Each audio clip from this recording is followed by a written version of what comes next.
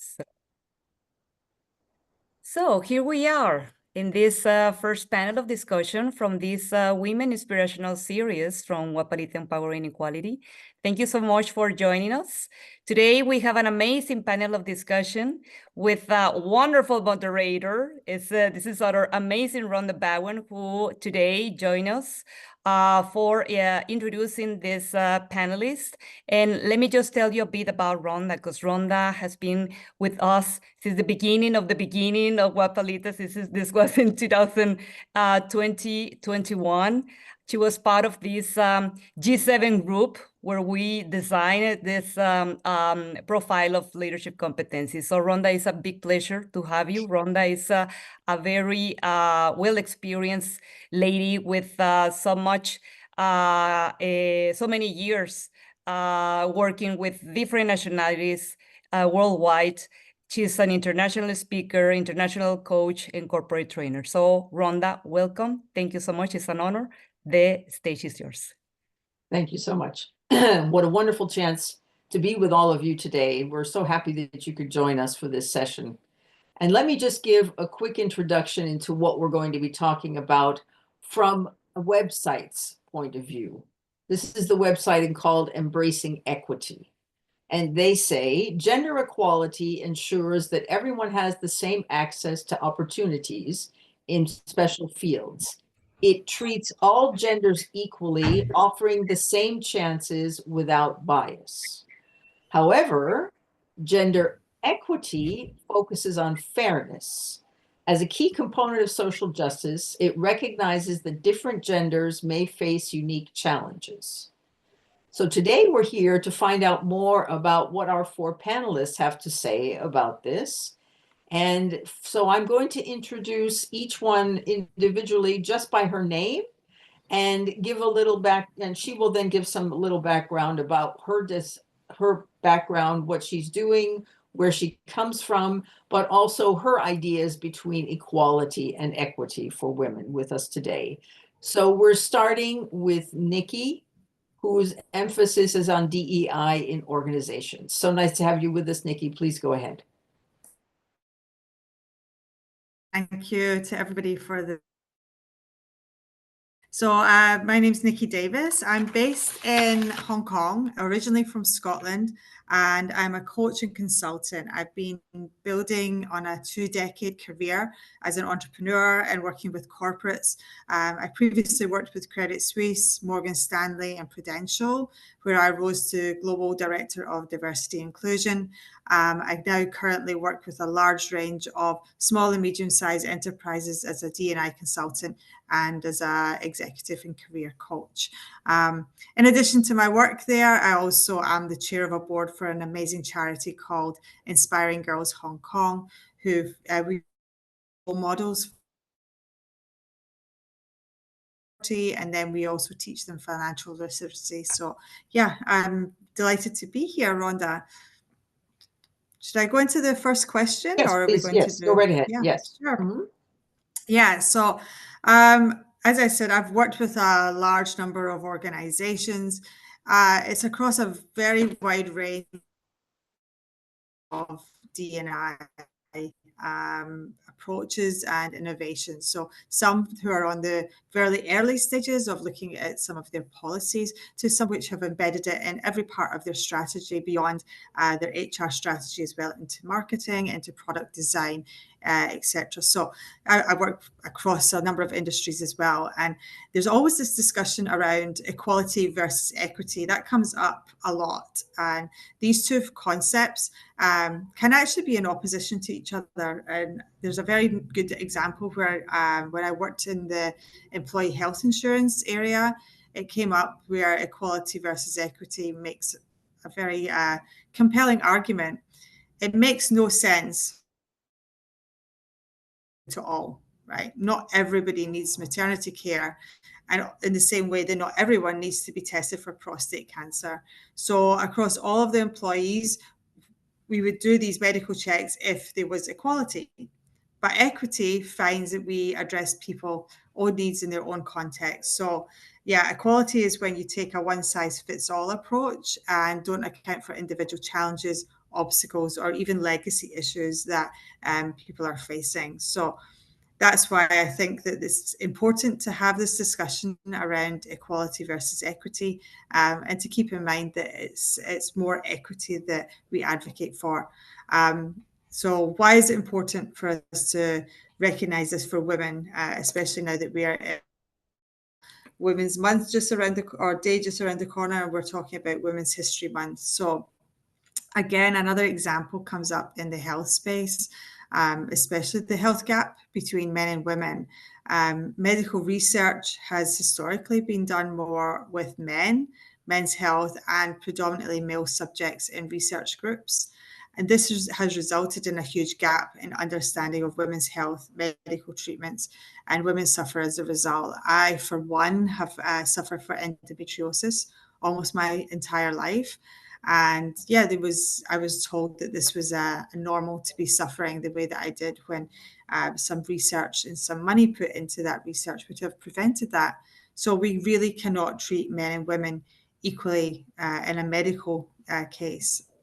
There's a great book, if you haven't read it or are not aware of it, it's called Invisible Women by Caroline Cruzado Perez.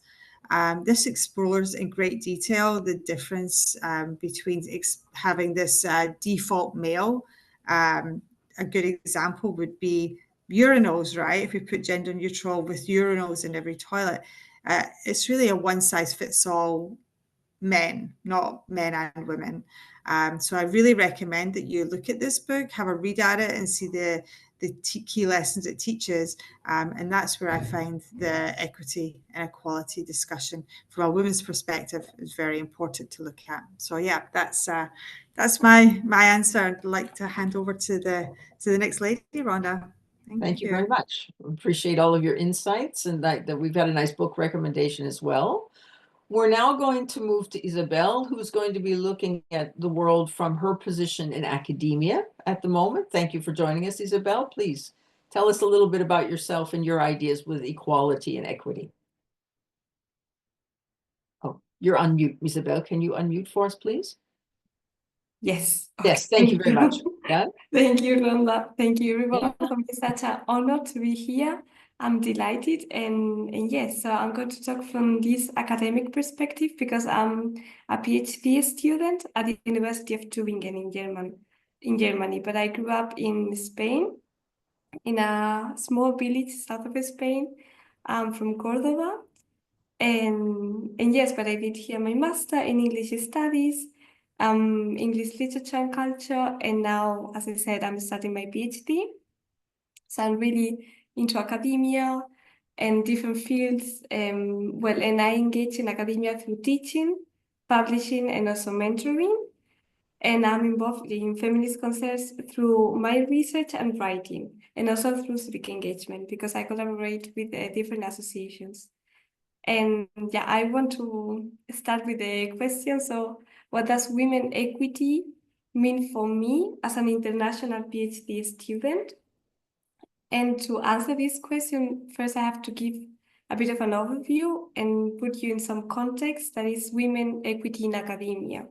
And I'm going to talk from the point of view of like the University of Tübingen, but I think it's also quite generalized, at least in Europe. And yeah, so let's begin with numbers. So in terms of numbers, the thing is that it's quite unbalanced. I come from English studies, so it's a subject within humanities, and there are more number of female students enrolled at least a degree level, so bachelor or even master. But what happens when you reach a PhD? That this number of female students, there is a sudden drop. And I encounter, like in my first colloquium from the PhD, I was there, and then I was so used to see throughout my studies that it was at least 80% women enrolled. And then suddenly there, women were no longer the majority. I could see a lot of male faces that I have never seen before during the course of my whole studies. And that for me was a shock, like, okay, what is happening here? Why, if in a degree like this that all women start and there's a majority, why in higher levels they are not there? Like you cannot see them. What is going on here? And then in terms of social and financial resources, is definitely not enough.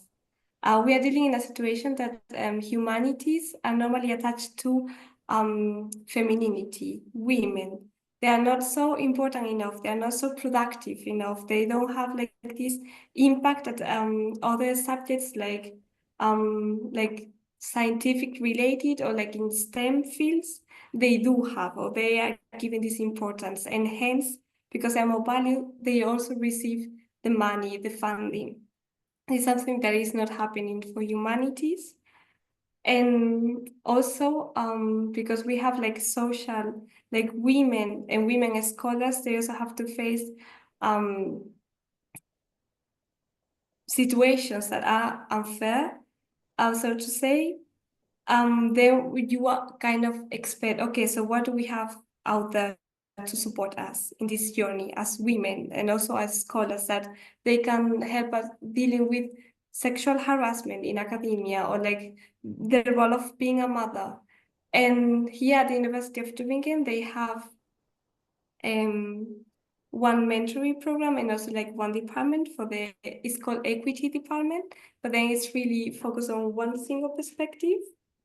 Really reduced, you don't see diversity there, you don't see tackling many different approaches to this kind of topic, so it's quite reductive, so still you have to work on that. Yes, so I'm gonna wrap up. So the thing is that having said that, I would say that what is happening here, what women's equity will stand for, in my case, is balance, and to balance two spheres that kind of like growing further apart rather than merging into each other.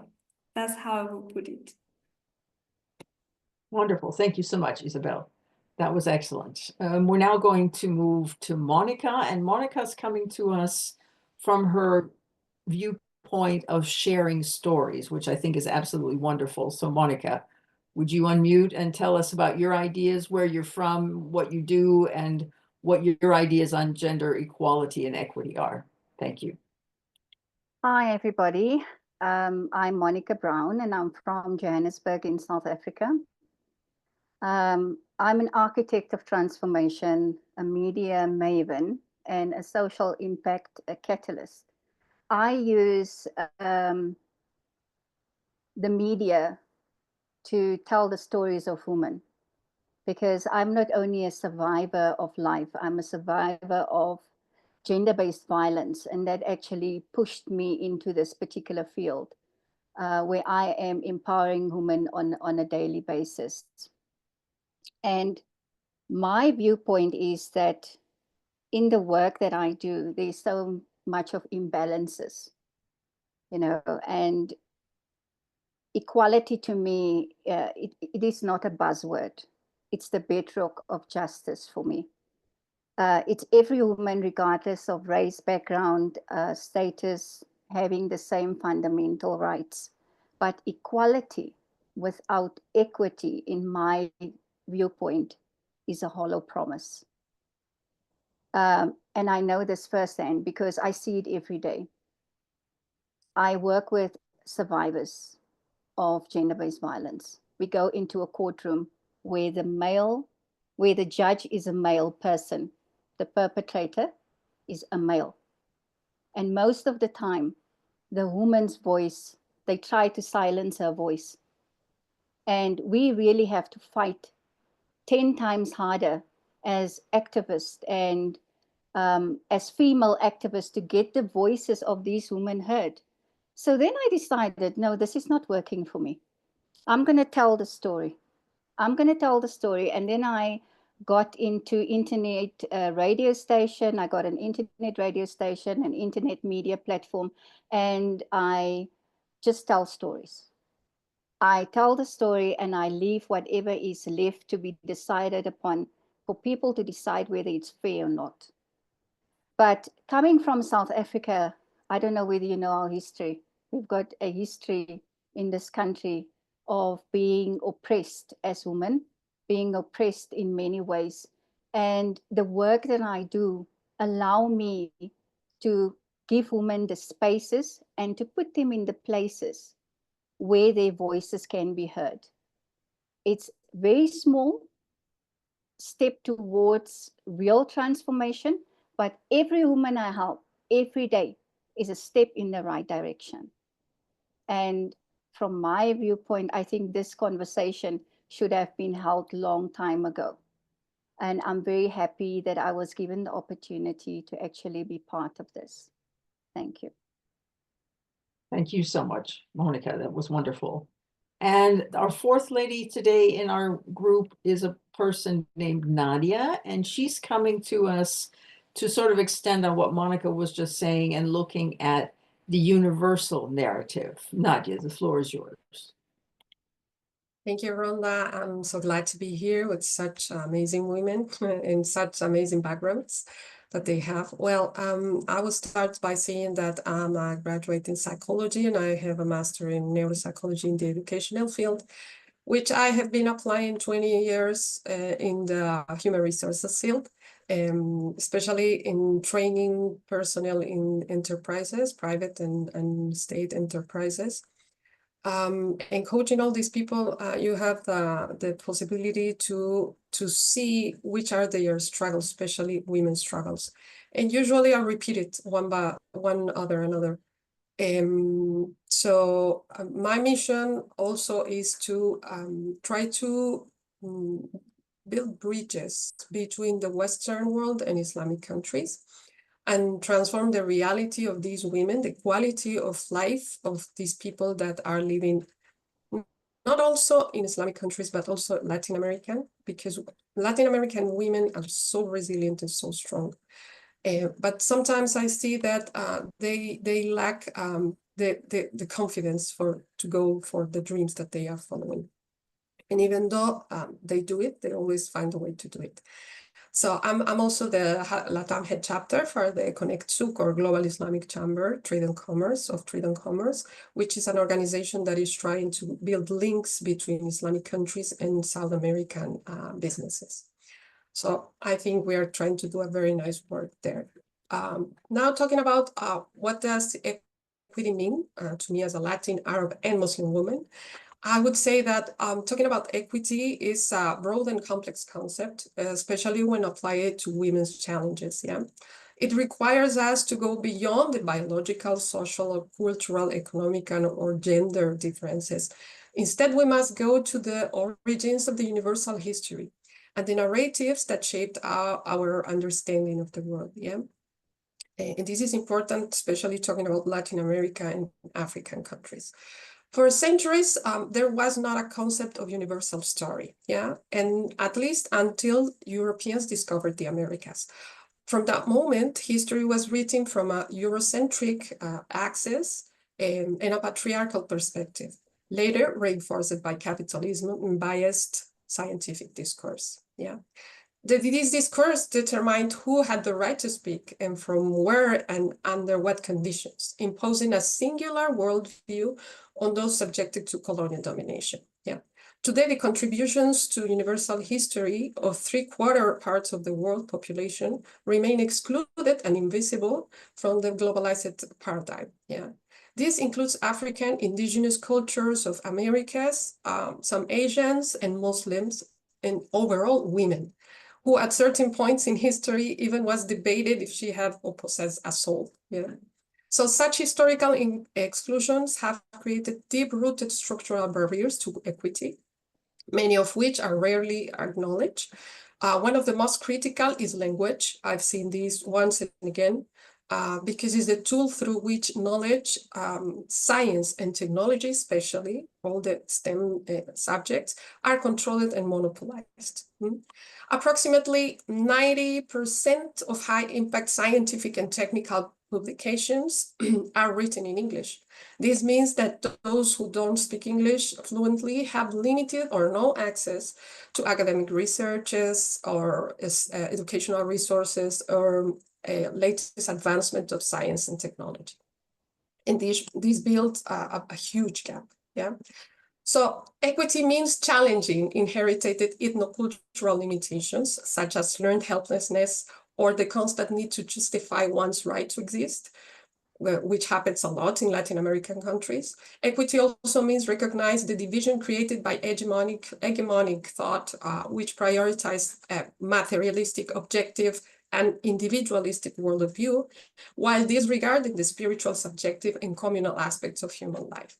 This has led to a fractured world, when for one side you have the ones that excel in external actions, but lack introspection and reflection, and the other that values deep introspection, but struggles to take action and make impact. So we have challenges like teaching entrepreneurship to women in first world countries, where the focus should be helping to reconnect and to the inner world or the community, while teaching entrepreneurship in the Americas should be more action driven and also respecting the integrates existing families and community structures. So equity means all that, yeah, creating real opportunities of development. Thank you. Thank you so much, Nadia. So we've started with the terminology, equity versus equality, and now we'd like to give each of the ladies another opportunity to speak. And we're going to do that by talking about what she believes is the way empowerment of women should be happening in the world based on her own beliefs, experiences she's had, etc. And so we're going to do a slightly different order now. And we're going to start with Monica because of where she comes from. And many of you probably know the word already, but I'll say it and then Monica can take it from there. The idea of Ubuntu. Monica. Can you unmute, Monica? There we go. Yeah, I'm unmuting. Thank you. Yeah. I have to take a deep breath when I start to talk on this. It's quite an emotional thing for me to do today because as a colored woman from the Western Cape in South Africa, I think everybody knows Cape Town very well. I hail from that part of South Africa. I carry the weight of historical inequities. You know, I was born in a time when things was completely on the other side, when we call apartheid was live. I was born into that. And I understand the intersectionality of race, gender, and class.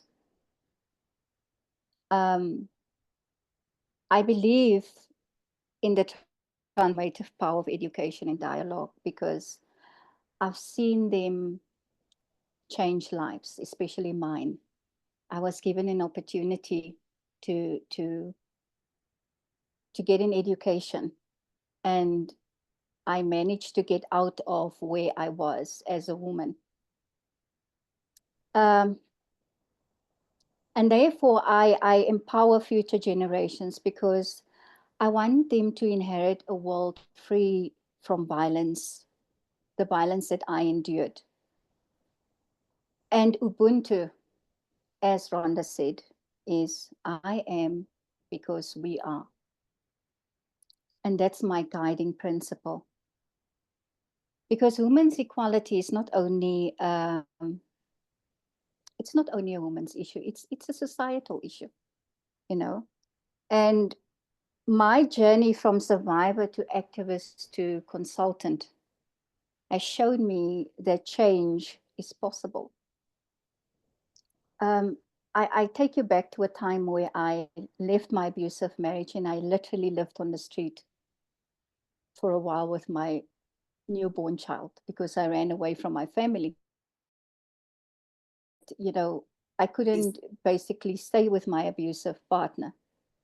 There was a time in my life that I really didn't know what to do next.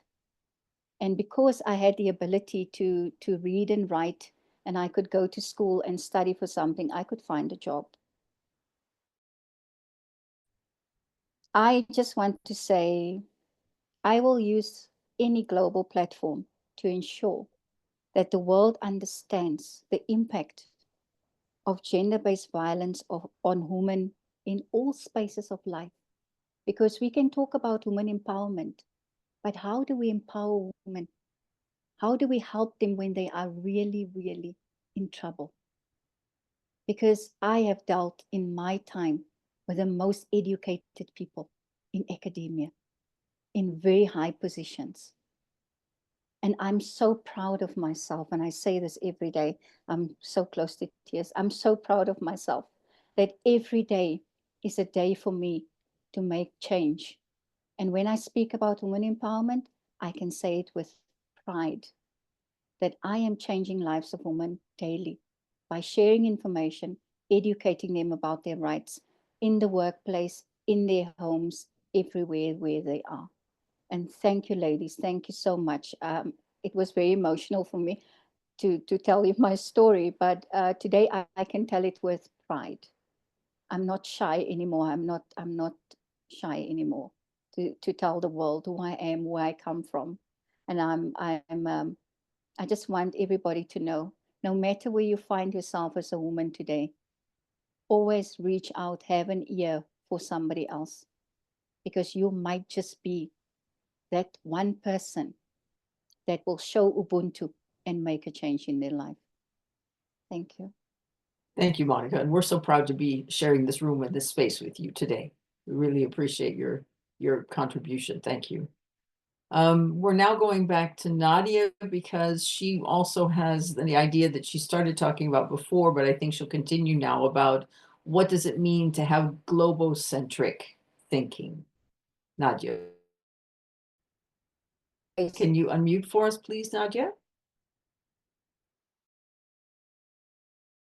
Thank you. Okay, empowering women means supporting programs that help them reclaim their wholeness and embrace their femininity attributes, such as love, compassion, or solidarity, that really are qualities that the world desperately needs right now. Yeah. So it will start by empowering self-awareness, self-recognition in all dimensions, body, mind, and spirit.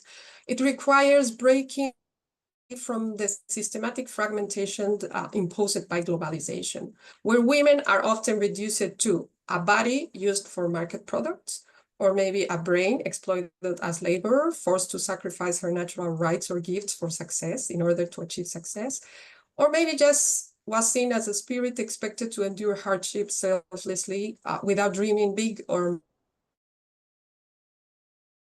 another thing that means true empowerment from me and from my experience is initiating, promoting, and committing efforts to reconnect women with the concept of unity with capital U.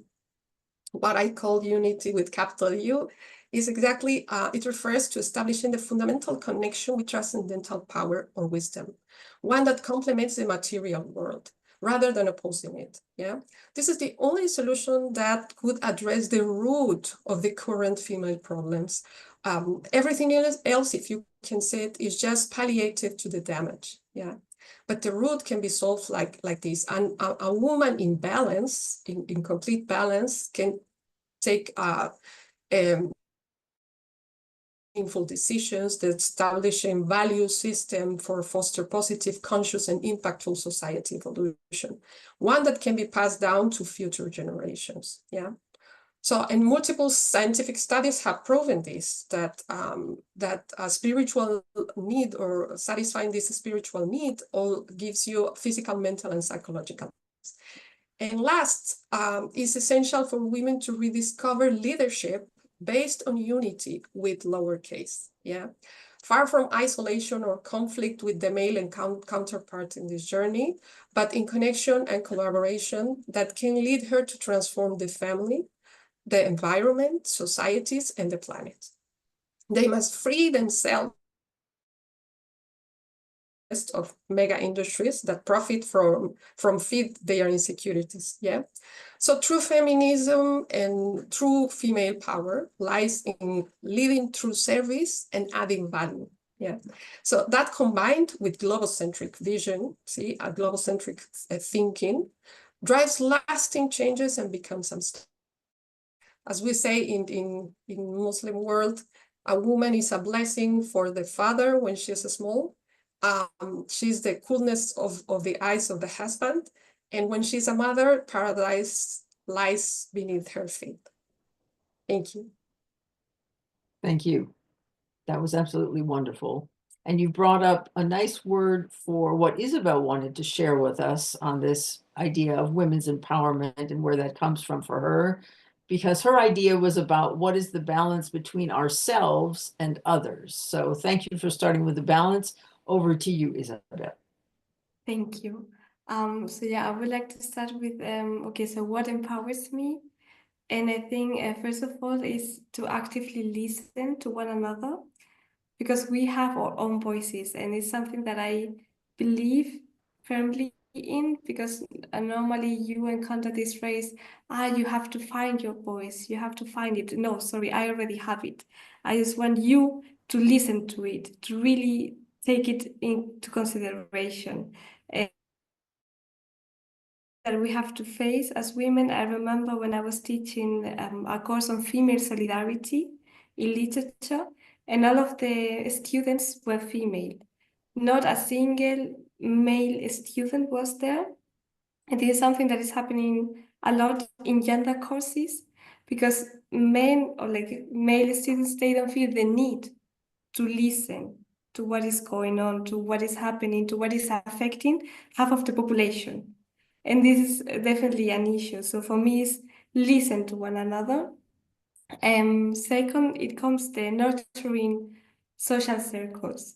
To me, be an international student here is connecting with other international students, from students also from Germany, to be engaged in different circles created by women from different backgrounds at different levels. And I think it's something that gives me a lot of knowledge.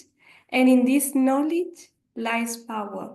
When we listen, when we share, it's something that I think it empowers, and that in my particular case empowers me as well. And in this, being connected with the other and listening and being there for what is surrounding you in your surroundings is where balance comes. Because how to also like be in touch with that without losing yourself, without without not like dismissing the importance of like taking care of yourself.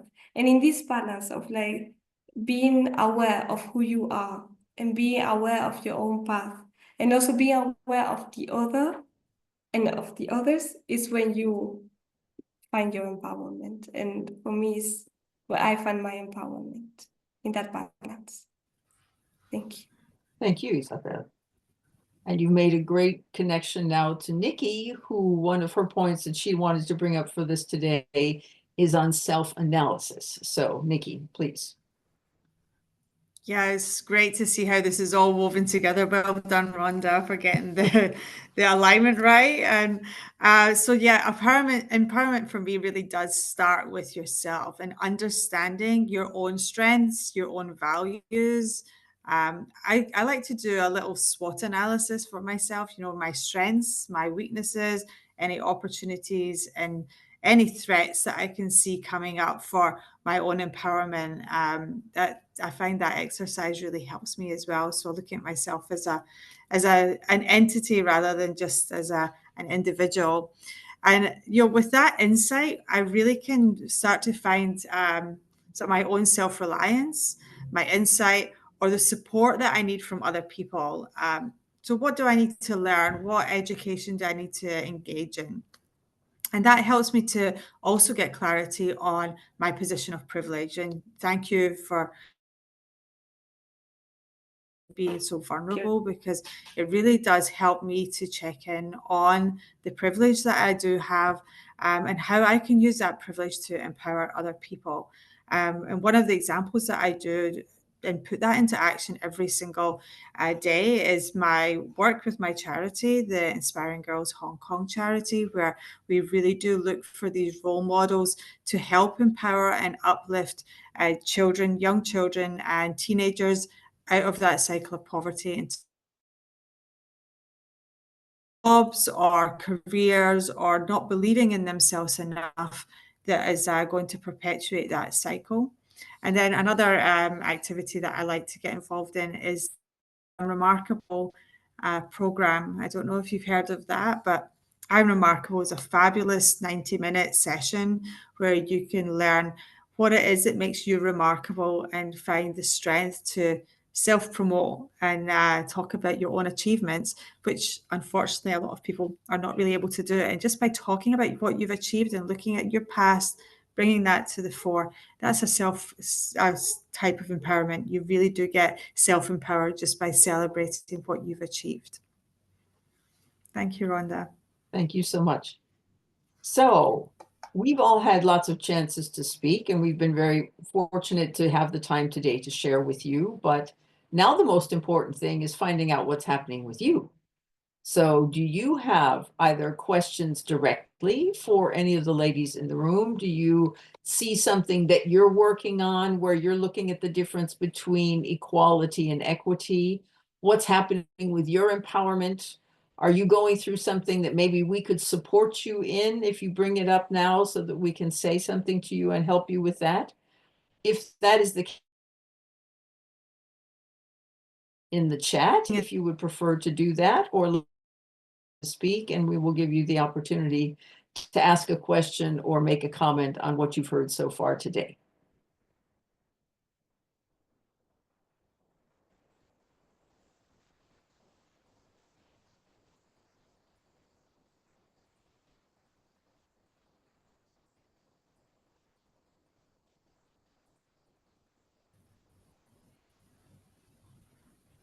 Rhonda, I have a question. You have a question. Very good. There's power in silence, but we can also break the silence. Very good. Yeah. Yeah, I had a question for Isabel. My background when I was at university, I was in a similar situation to you, but undergraduate, I studied IT, and I found myself in a minority of the class, right? I think five girls, maybe out of 120 at the time. What do you think is some part of the solution for getting women to study more into higher level academia, in the same way that there was a large campaign around STEM to get women into those courses? What do you think the Thank you so much for your question, Nikki, and also for sharing that. I really think a part of the solution will lie in education and to have also this representation. And I think it's something that we as a society we are working a lot on having these young students in STEM fields to be exposed to inspiring women who also went through that, who improve all this education and tools so that they reach and go there. Another part lies in that it says unfairness. We don't understand that this is something structural and that gender and the importance of considering gender also in academia cannot be an isolated case of giving a specific subject or treating it isolated rather than in a global understanding of that. It would be harder to reach a point in where there is balance also in that, and there is not so great cases of unfairness and not well distribution between women and men in the study subjects. Thank you. Isabel. If I'm interpreting it correctly, I can see some names of participants on my screen that look like they could be gentlemen instead of ladies. And if that's the case, we would love to have one of you say something as well, since it's been all female voices so far today. Love to have one of you gentlemen make a comment if that's possible and you'd like to.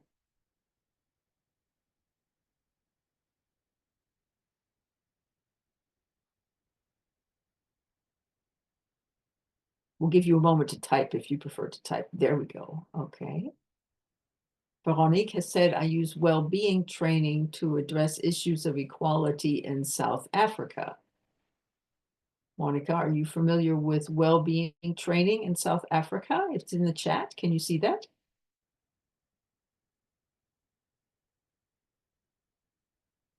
Can you unmute, Monica?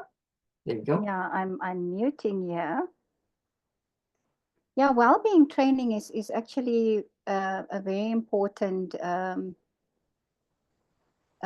component of self-awareness. And actually, the lady that is commenting, I know her very well. I actually invited her, and I'm quite aware of the work that she's doing in South Africa. She's fantastic at what she's doing. Yeah, well-being is a very important topic.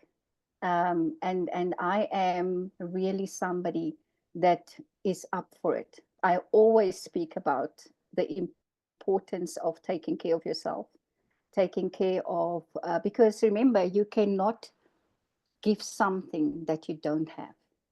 Unfortunately, that's a fact. So if you are taking care of yourself, taking care of your physical, mentally, everything, you are able to lead. You are able to actually make a difference. And I know Veronique is making, she's doing fantastic work. She's in the education sector. And I know that she is absolutely remarkable. I love her to bits because I follow her work all over, and I know she's following my work too. I've written a book, and she was one of the ladies that actually read it and criticized me, invited me for a cup of tea, and she pointed out what I needed to change, and that is why I'm very thankful. And the book was actually about well-being, and yeah, that's a topic, a global thing that we actually need to also one day talk about. Very important issue. Thank you, Monica. Nikki, would you like to say anything about the comment you put in the chat? Well, first of all, I'd like to know about your book as well, Monica. So yeah, if you can let us know about that, it would be great to read that and to learn from you. Yeah, I've wanted to just mention that the I Am Remarkable sessions is something that I do love running these, and if anybody wants to have one for the community here at Delhi, I would be quite happy to help you to set that up as well. It's a 90-minute session. So yeah, if anyone's interested, they can, yeah, let us know, and we can run one at any time and get back together. Thank you for your offer, Nikki. That's very nice. Okay. There's someone who's you've already got your first taker for joining a session, Nikki, in the chat. Thank you very much. Does anybody have anything else that they would like to maybe mention? Like we've heard about now about an I'm a Remarkable session. Are there other things that maybe we should be looking at as a group of women who are looking at the world and seeing how things are going? Adele, you'd like to mention something? Yes, thank you so much. First of all, what a beautiful gift you ladies are giving us today. It's I always said that every day we have gifts. Life always gives us gifts. Sometimes the wrap up is different, right? Sometimes the wrap up might be with a different texture. But today was amazing. I'm so honored to listen to all this. And I just would like to raise this question maybe to all of you, because I see that there's a common factor here toward women empowerment and well-being, and this is community. This is, for me, this is a key factor for really making this happen, because alone, well, it's impossible. Here we hear this concepts about unity, initiating.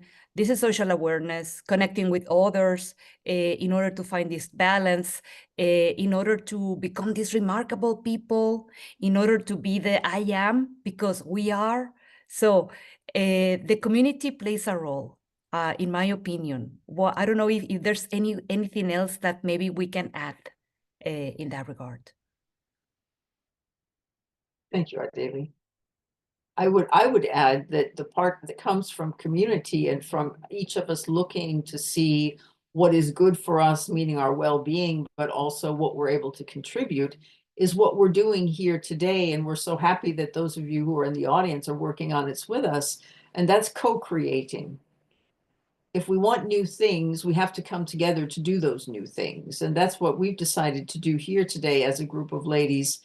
And that's why we're inviting anybody from the audience to also join us. I see Christine is also interested in the session. Thank you so much. Because see, this is the way we make progress. We make progress by working together on things and creating things that haven't existed before.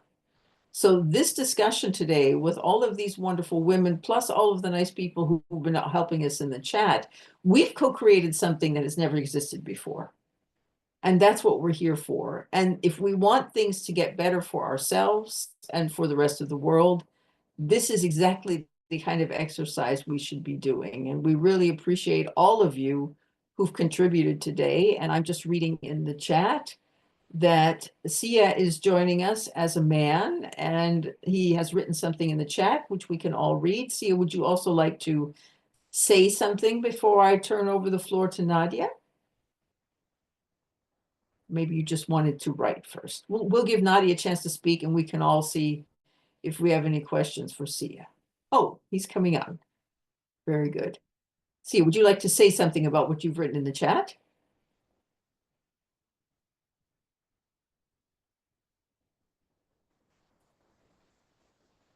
Hello. Hello. Nice that you're joining us. Hi. I just wanted to ask. So the generalization of my question is kind of broad, but it goes into each part of the world has its own cultural understandings and maneuverings. I myself, being Xhosa from South Africa, we have certain ways of doing things. Even as men, there's certain ways that in our own culture we teach certain things, which I presume, from an educated point of view, are poison to the growth of a healthy man. So my question would be, how do we contextually tackle each cultural issue from a global point of view? Because broadly we can communicate from a broader aspect, but when we go and tackle the minutia of each detail, because I've heard in certain parts of the world that there are certain groups of men that will do certain acts as part of specific rituals, but those are for them rites of passage. But that's the thing. How then do we say to them that, yo, this is bad, but because they understand it as something that they know is normal, how do we denormalize that? You know, like in that's the general shape of my question. How do we do that for each part of the world in its context, in its right context? That's what I wanted to ask. That's a wonderful question. I will turn over to Nadia first, but I would have something I could say to that as well. Nadia, go right ahead. Oh, that takes us again to develop this global-centric thinking or thought, you know, because start first what Isabel said about listen each other is very, very important. But listen each other, really listening, yeah, like not having prejudice of any kind, and realizing that no one of us got the truth. Yeah, the truth is something that we construct together.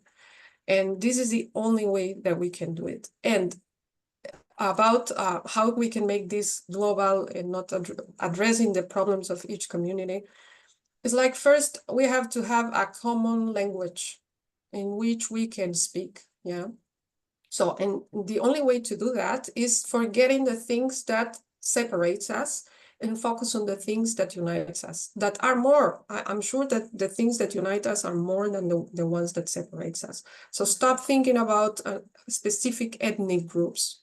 It would be the first step to do it, yeah? And then I know that every culture has like I always said, it's like we have a puzzle, a big puzzle, and each one of us has a small piece of it. So if we solve it together, it's going to be very easy, yeah? But if not, we will have a lot of holes and missing parts always. So So I think we can start about that. Thank you, Nadia.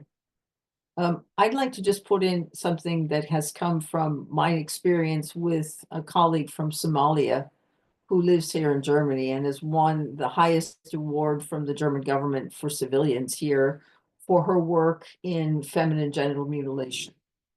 And one of the things, besides a lot of the work that she's doing here in Germany, an associated group that she's working with is doing something that I think goes back to what you were saying, if I'm pronouncing your name correctly, Sia, is that the women who were performing these kinds of operations, I will call them, on young women were told that they needed to be doing something else, because if this was to no longer continued as a practice, these women needed another way to make their living. And so my friend started with another organization in Somalia, a special program for these women to be trained to sew with a sewing machine, to become a seamstress. And they got a course and they got as a gift a sewing machine, as long as they promised never to operate on a girl again. And so the thing that was terrible was being replaced by something that was positive, not only for the lady who was doing it, but also for all of those young ladies who were being saved, all of that terrible thing that was happening to them in the past. So maybe as an answer to your question, it's not what do we do to just make sure that people are aware and what's happening, but if you want something to stop, what are you doing to start something else to take its place? And this is a program that has worked extremely well in Somalia, and I've been supporting this for many, many years now from here. I haven't been in Somalia, but everybody's involved, including the tribal chieftain, whoever that is in that community, because these women are responsible to this person to make sure that this is working the way that it should. And so there's a wonderful accountability that's set up for this. And there's the opportunity for this lady to continue having an income and not to lose her face. She is still doing something good for the community. So I don't know, maybe that would be an idea that would give you something to start with, Sia.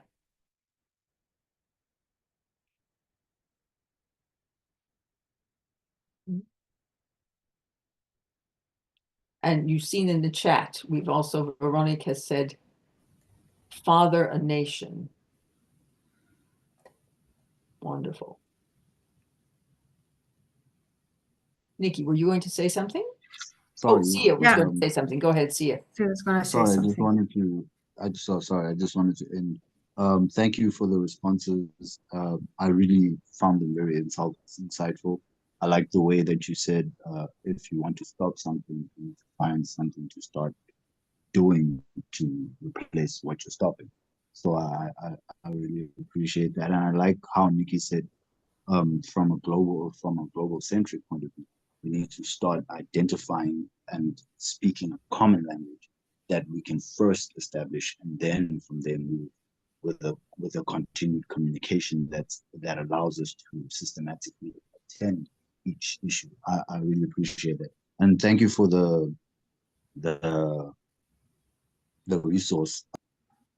Sorry, thank you for the resource. I've never been in a GBV talk before. I always enjoy watching and indulging complex topics, and I really appreciate everyone's time today. Thank you so much. Nikki, you were going to say something, and possibly Monica as well? Yeah, I wanted to just appreciate that you've come to this discussion, Sia, and that you've stepped in. And just to reiterate, there's no one size fits all on this. This is the point I was making before. You always have to meet people where they are whenever we're talking about solutions to big problems. And there's never any magic wand or magic pill that we can take. But we all can start with having a conversation, and the fact that you're here and that you're at the table and that you're engaging is a great start. So thank you for joining us. Monica, did you want to add something? Yeah, I just wanted to say thank you to CI. I invited him. I didn't know that he would accept the invitation. I really appreciate him attending the session. And I also just want to share with everybody, on the internet radio that I started, one of the programs that I conceptualized was, or is, Men Matter. And my main aim with that particular program is to discuss issues and get people to talk. Because maybe by listening and seeing the other side of things, I'm starting something, like you said, Rhonda. Mhm. We have to start somewhere. And Sia is actually one of my hosts, but he's hosting a show called Tech Talk. But he's such a wonderful gentleman, and I just need to applaud him. I'm very proud of him for joining us here today. Thank you. Thank you very much, Monica. Adelia, I'm looking at the clock and thinking that it may be time for you to do any closing remarks or any other things that we need to know for today.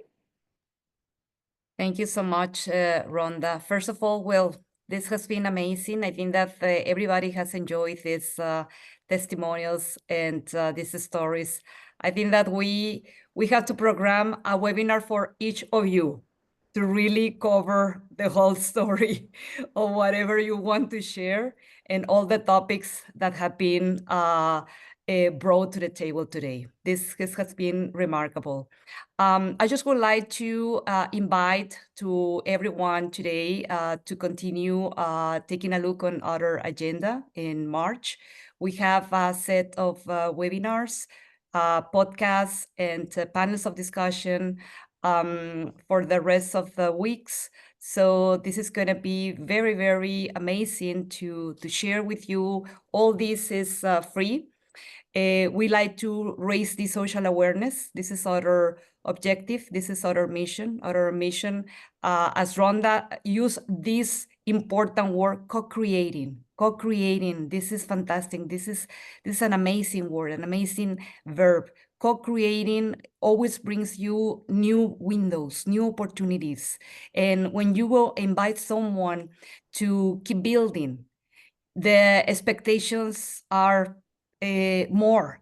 And this is fantastic when you have a team really backing you up in your individual mission. So I would just want to thank today Rhonda for your amazing support and for bringing us all these stories in an amazing storytelling.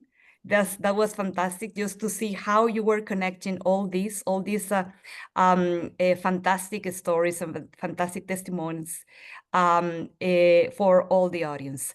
And for each of you ladies, thank you so much, wherever you are, for all the attendees, wherever you are and from wherever you are hearing us or attending this, all the best. And please keep an eye on our agenda and on our mission. This is going to be uploaded in our YouTube channel. So if someone is missing this, please just invite whoever you want. We're going to provide the link and invite whoever you want to take a look on this again. So thank you. Yes. I'm just looking in the chat. Can someone put in a link to the program? Veronica has asked for, please share the program so we can plan on our calendars. Is there a link for Veronique so she can have the overview of everything? What I can do right now via this chat is just to share the whole agenda. Okay, I just had it here. Let me just open here my computer. And here it is. So agenda. Okay. Here we go. So right now, I think it's already uploaded in the chat. Feel free to click on it. There's a big list of all the webinars, podcasts, and panels of discussion. And pages 3 and 4, there you can see, you can find each link to register.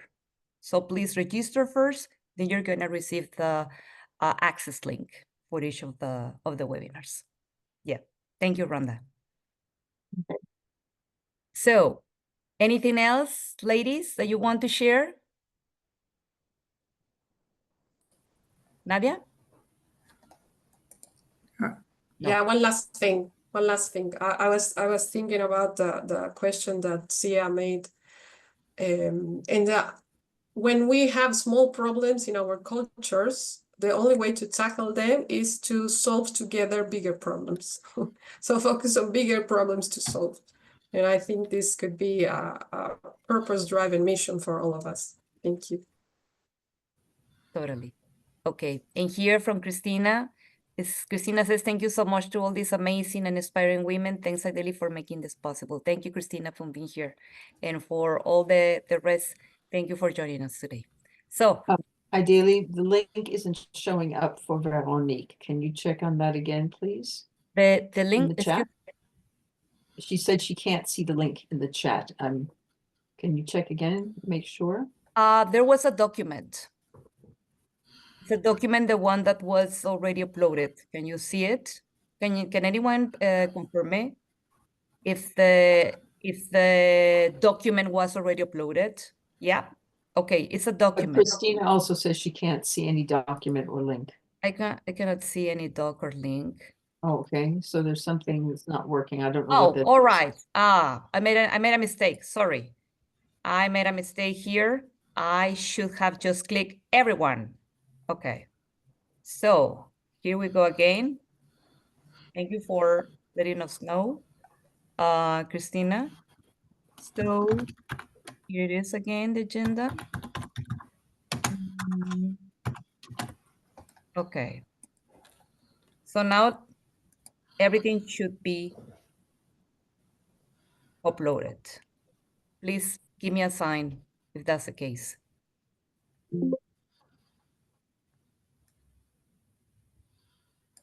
Yes, excellent, amazing.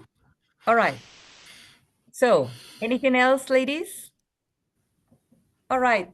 Thank you so much. Best wishes, big hugs, and see you tomorrow if possible for the webinar that we have tomorrow, or in other case, next week. We have also, this weekend, we have also stream live from Paris, by the way. So see you, everybody. Thank you so much. Thank Bye-bye. you. Thank you, everybody, for Bye. this space. Take care. Bye. Thank you. Ciao.